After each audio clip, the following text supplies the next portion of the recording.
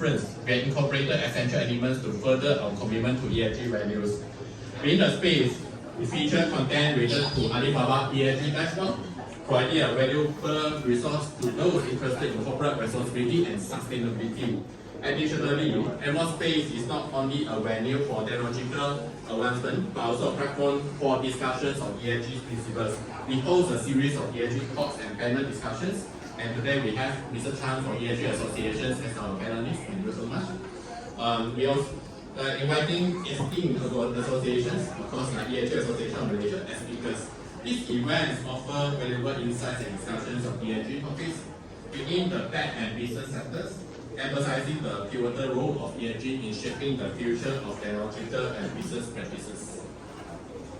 So, in pursuit of our key objective, Agmo Space serves as a multifaceted platform. We act as a dynamic tech showcase where cutting-edge innovations find their spotlight. Create a physical space, very conducive space to get not only students, not only school students, but also university students as well as the general public to come and experience technology and also work with the industry to create new ideas, participate in hackathons, competition, all that. So it's very, I think we are very happy that Agmo's vision in this is aligned with MDEC's vision as well. So with the addition of Agmo, it's going to be 69. Thank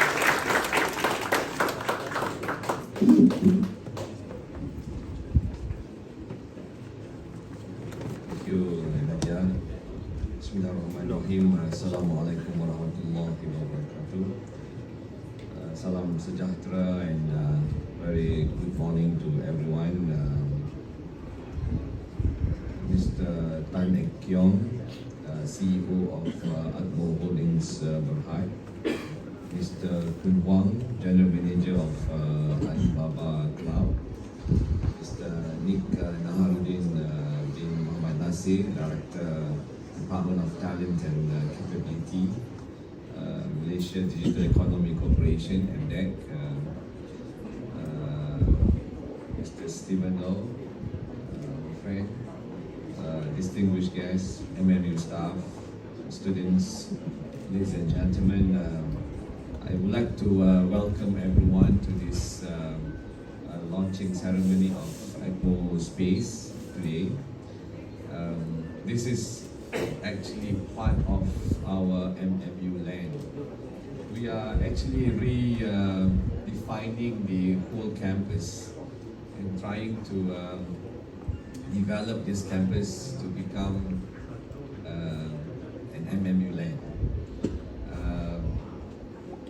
Agmo Space is one of the rights in MMU land. So very soon, when all this initiative is completed, the students and visitors can come and visit this MMU land campus and enjoy all this attraction that we have in MMU land. So one of it is this Agmo Space. We also have the smart farming facilities.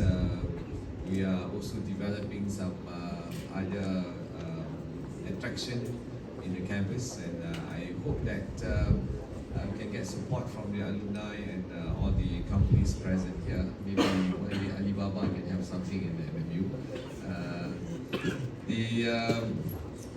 I would like to express my gratitude to our partner, our alumni and partner, Mr. Tan Ek Kiong, the CEO of Agmo Group, and Mr. Stephen Lau, the COO of Agmo Group. My appreciation also to our guest, Mr. Chun from Alibaba Cloud, the General Manager of Alibaba Cloud, and Mr. Nick Naharuddin Muhammad Nasir, the Director of the project that would benefit students and lecturers. In addition to that, today I'm happy that we have been able to come to this stage where we launch Agmo Space, which will give huge impact to the students of MMU, particularly in digital solution subject such as artificial intelligence, blockchain, chatbot, mobile programming, and web programming. Because what we would like to do here is not only to concentrate on research, to make sure that all courses offered by MMU are all relevant to industry. One of the challenge is to make sure that the employability rate for MMU graduates will reach 200% in 2 years' time. 200%, meaning that all graduates within 6 months of their graduation should get at least 2 offers from a company, and they will be the one who will select the company, not the company who is selecting them. This is our aim. In order to do this, we need to work together with industries, and this all this research and innovation eventually will have to go back to the industry. And recently, Telecom Malaysia restructuring our research organization in MMU that will include the DMR&D in our team. With this, we hope that we'll be able to connect with the industries. And his team presented the idea of bringing Agmo Space to MMU. We were very happy since the idea is to bring industry to our university. And this integration of industry into the university's campus is a strategic move, along with our research-led, industry-driven university philosophy that has been materialized. I'm very happy with the positive spirit shown by our MMU Commander Union. Not only one, we have three, right? The co-founders in Agmo are from MMU. You received your Commander Union medal, right? The last. Stephen, you received already your Commander Dunia medal. Now we have a special Commander Dunia medal. I hope that maybe before we end this ceremony today, we can give you the Commander Dunia medal. We have a special medal to all our Commander Dunia. Anyone, any Commander Dunia, please identify yourself. We'll give you a medal.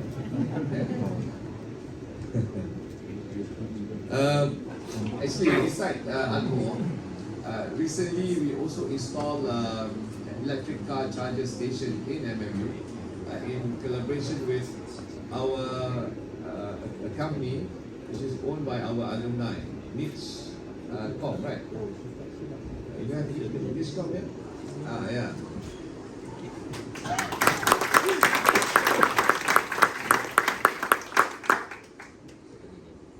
And I told my team,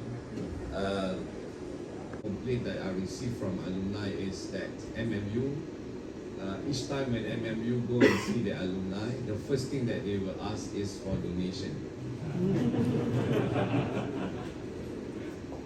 And I told my team that we need to change this approach, because all these alumni, they came here not for free. They came here and they need to pay fees. And they keep on asking me why, after I complete my study, MMU still ask me for money. But now we changed our approach, because what we need is not just the donation from the alumni, but their support. Bring in the technology here so that we stay relevant to the latest technology development outside. And for us to make sure that our students, your juniors, will enjoy this knowledge and will help us to prepare them to become a better engineers, a better programmers, a better creative artists, and so on. Only with this collaboration that we will be able to achieve this. Ladies and gentlemen, before I end my speech and before I tell you a lot of other things, I would like to take this opportunity to thank all of you who have involved in today's launching ceremony, especially to Mr. Tan Ek Kiong and Mr. Stephen Lau. I hope that Agmo Space will thrive as a sustainable initiative with active participation from industry players in the near future. I would like to extend an invitation to all of you to showcase your latest technology and innovations in this space, and to provide opportunities for our students to learn from you. And maybe you can start by buying the what is this NFT art by our students, only 30 ringgit.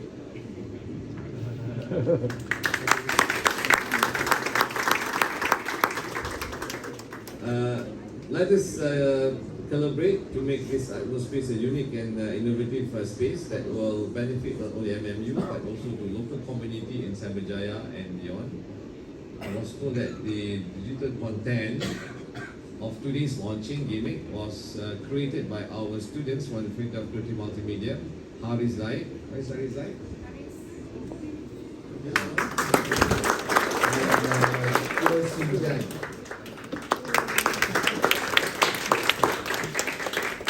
So thank you, Haris and Zhen. Congratulations. I just can't wait to see your design today.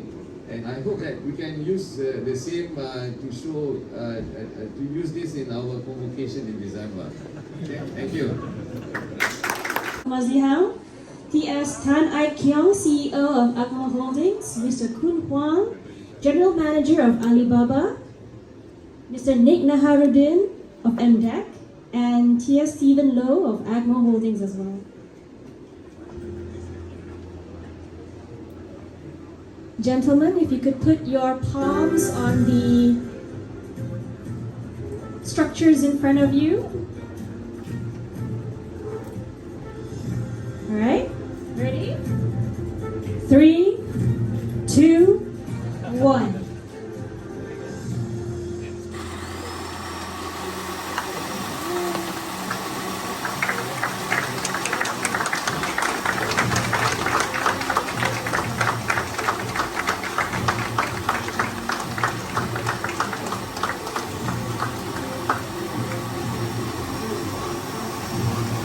Everyone could look to your right-hand side for the hologram show.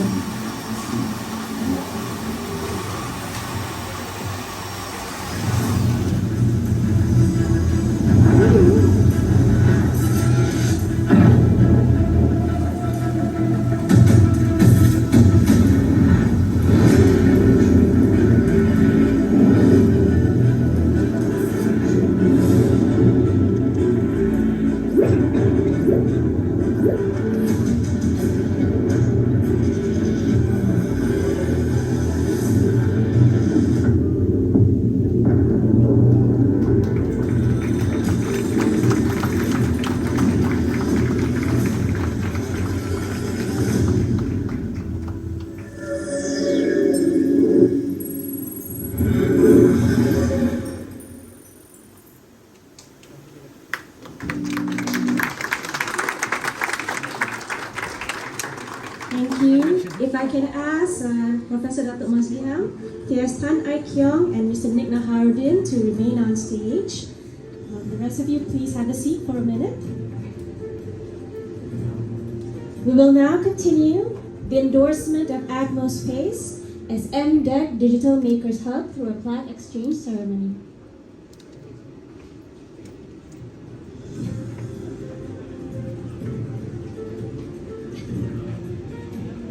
Photographers, please take your shots.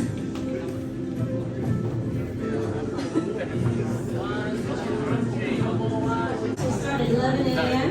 Meanwhile, we're going to prepare the stage for the panel session. We're going to be getting structures and bring the tables and chairs. Education for CPR and this is the success of MMU technology to supply the features for the normally we eat the food, maybe overeating and so on. So it's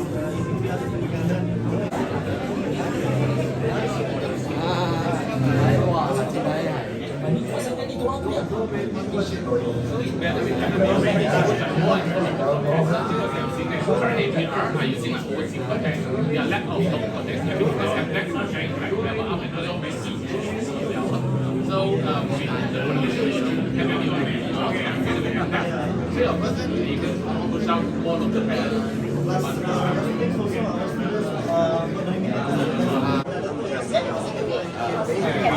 take a picture this outside today. Inside, because normally we need to go to the RTK, the book test before we will test. But the one is reading the book, right?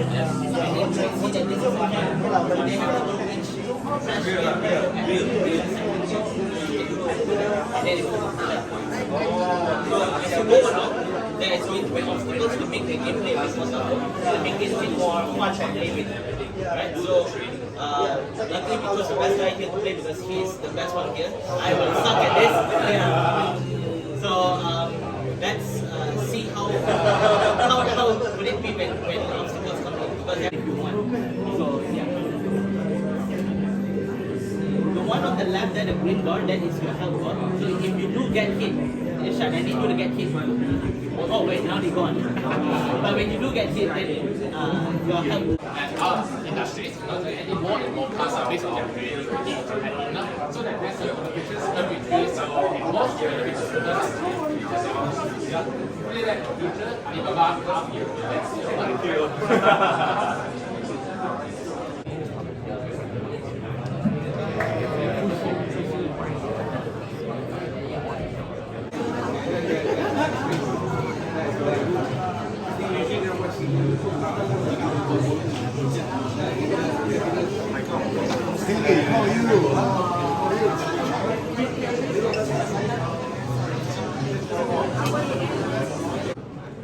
Now, ESG is started way back in 2015 during the Paris Convention, where 191 countries signed on it that they want to achieve 2050 carbon zero. If you want to know carbon zero, coincidentally, today's Star newspaper, there's a big advertisement by TNB. They give you a very short idea about what is carbon zero 2050. Now, the next thing. When I was still a student here, my final project I'm doing was a solar project. It's a solar car ventilation system, which that time still very difficult to get a solar panel around. And that was a year. If you guys still remember in the Oscar documentary talking about convenient truth, because actually that was the first wave of when people talk about sustainability, talk about climate change. But since 2007, there was a moment which started, and also residential houses, we do for battery storage, we do for EV charging solutions, and also energy efficiencies. So let's say in 2008 until today, I would say when I started my business, it was in 2012. This part of the world, I would say Malaysia, if you let's say you go for solar system, you install solar, your payment period is about 15 years, or let's say 20 years. No one really would say I would like to, because I love Mother Earth, so I'm going to invest in solar. No. So if you look at Malaysia, right, we would like to achieve this carbon neutrality by 2050, and the country in the next 20 over years actually they come up with a national energy transformation program, and the key driver to I would say to drive the whole country economy will start from sustainability industry, like solar energy right now, and also biomass, biogas. Actually, we have about 4%. So the government they envisions by 2050, we would like to have 70% of our clean energy of this country energy mix. 70% is from clean energy. Danger of a company that don't comply with ESG. You think just by pure ignorance saying that, Yaga, I need to comply. There's no such thing, Yaga. Yaga means in Malay, yes sir. Because there's so many authorities come after you. I give you one example. If you are not complying with ESG, your license will be taken away. You need to say the danger is you will lose your business completely. Directly and also indirectly. Indirectly, I give you one example. If you are in mining businesses and all these things, if you want to get loan, in years to come, no banks would give you loans. The reason is their source of fund. For example, Japanese banks, they already started to push all the Japanese banks because I pay they go with all the banks. The banks is being mandated. For example, Aeon Credit. I don't mind telling you they are the largest motorbike financier in the country with 30% market share. You know the CEO, the new CEO, being pressured in 3 years' time, they want to reduce from 30% to like 10%. And in 5 years, they totally want to come out from combustion engine. So if you know this kind of facts, whether it's an opportunity or it's a threat, you know which side of the coin, right? Now, I give you another example. This is something I respect a lot to our national petroleum, Petronas. Petronas is in Charlie Gully, oil and gas. Oil and gas is not so ESG friendly. But what they are doing to neutralize the carbon or their ESG, I don't use the word damaging or whatever. So they started Gentari. Gentari is a company where they buy all these electrical vehicle and then they lease back to the business community, right?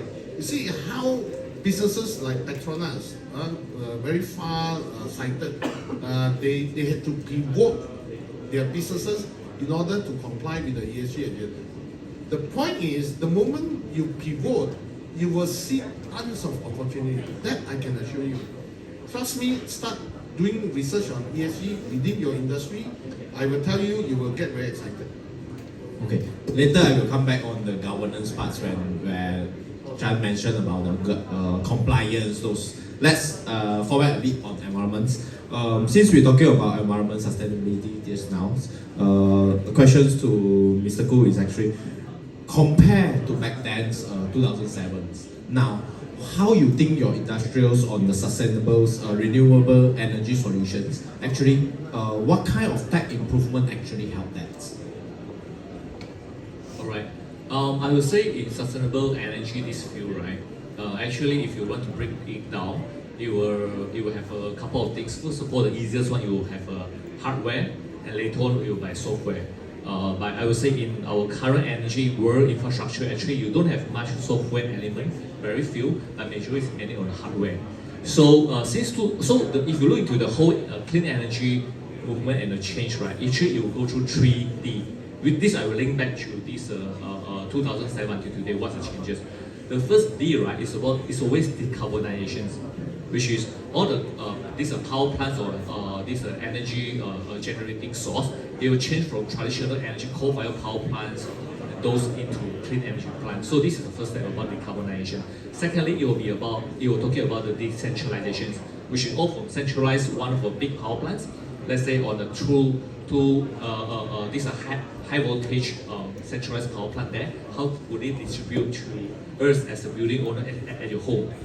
Right. So the whole area actually there's a lot of huge losses, like about 30% over this power loss from those power plants far away from where you stay until your home.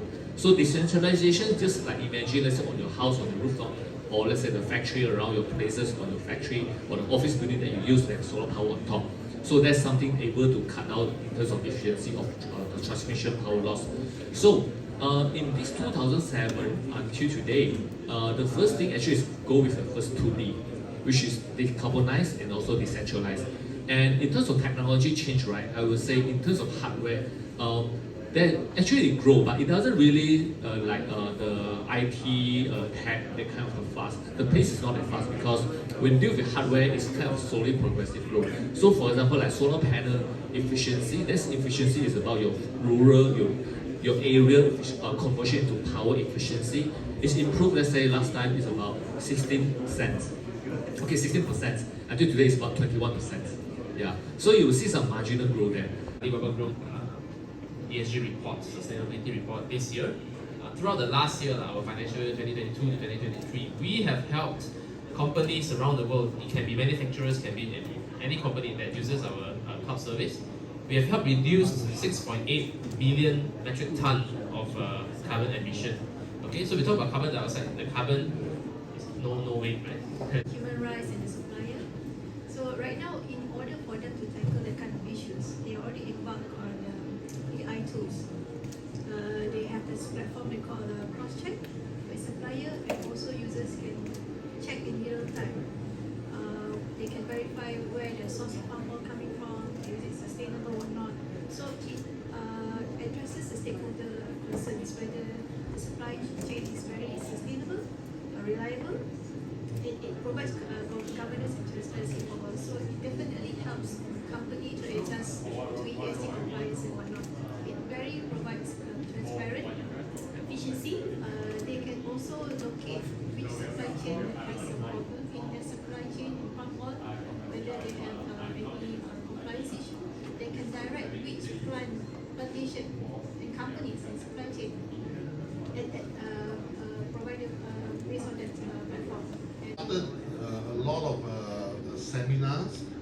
very educational seminar targeting to certain industry. Because ESG is relatively still new in the country, this association is only slightly more than a year. We want to do a lot of things, but we focus. There are certain pressing issue. Of course, we can't do ESG simultaneously or at one go, but we also very selective on what are the focus on the environment. So it also depends on the expert. That's why I urge you all to join, because I know some of you guys are expert in certain area that you are doing. Our brother here is definitely expert in terms of solar panel. We want you all to join as a member so that your expertise can be shared. Team that has my digital programs and attend to education just to supply the talent for digital sector. So this is where MDEC plays a bigger role in social aspect in ESG. We provide the talent for the social digital ecosystem, and we are also encouraging women in the leadership role, because we recently signed up with the 30% Malaysia Club. We want to encourage the women leadership in digital ecosystem, because we aware that not many women leaders in digital sectors. So this is why we are coming to advocate on the women leadership, women participation in digital ecosystem, and also uplifting the talent sector, talent segment, so that the talent partner for digital ecosystem are there. So that's about it on the social approach. So we got a lot of environment aspect on the ESCAM has provided a lot of environment program ESG, but MDEC also provide a lot of social program as well too, especially in the digital ecosystem. So advertisement. I always like to share my thoughts on the opportunity. We only got 7 years. Renewable energy, where are the low-hanging fruits? Solar energy is one of them. Everybody can just put on solar panel on their house rooftop, and that's it. The next biggest one is EV bikes, because bikes are relatively cheaper, right? 2, 3, all right? Okay, thank you very much. Thank you, Prof. Chan. Next, can I invite Mr. Chuan, Group CEO and co-founder of Plus Xnergy. Thank you once again for coming up and share with us your insights towards the topic why technology is critical to ESG success. Thank you very much. Next, can I invite Mr. Tan Chin Chun, Solution Architect of Alibaba Cloud, Malaysia. Thank you very much. Thank you once again. Thank you for all the information that you have shared. And last, can I also invite Miss Raja Zalina binti Raja Azlam, Manager of Industrial Option.